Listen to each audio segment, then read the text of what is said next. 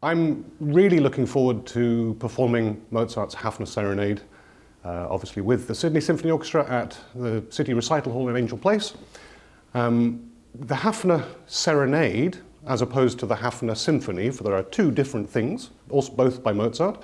The Serenade that we're performing was written for a wedding, the wedding of the Haffner family, and wanted a couple of days of celebration, and invited the young 20-year-old Mozart to write some music for the occasion.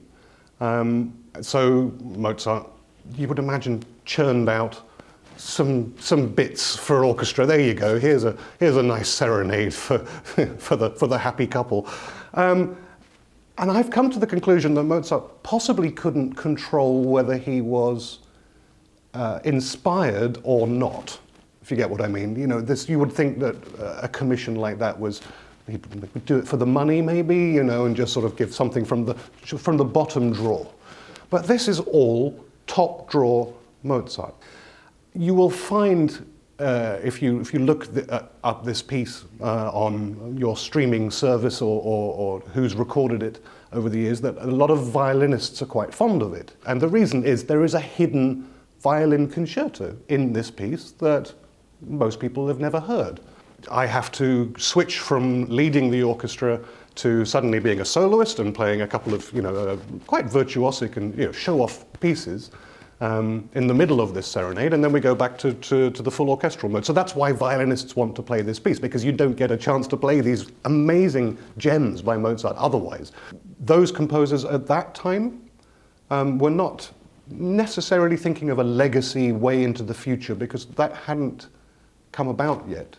It was only in the time of Mendelssohn, a little bit after Mozart, that people started to perform the music of Bach. So going back 100 years and actually saying, this is good stuff, let's hear it again.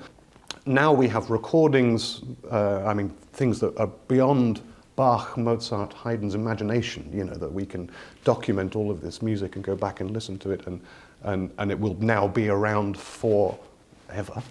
I think that would have been a very strange idea to Mozart, especially in his serenades, the Eine kleine Nachtmusik, the famous, serenade. He wrote so many of these serenades, just tossed them off and said, there you go, here's some music to play at your gig. I'll take my $20 and come buy myself a beer. I mean, that was it. That was what it was for. But now we're looking at the text and studying it and wanting to recreate it. I think he would be delighted, but I don't think he expected it. Well, if you like Mozart, it's an hour of joy. It's a big bath in